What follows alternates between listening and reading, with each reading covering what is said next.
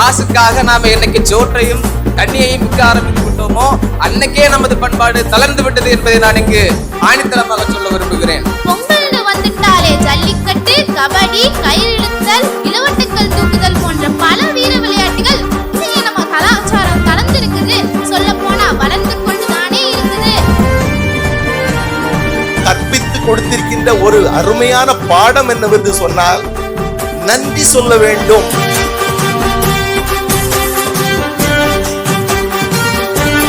Pongal.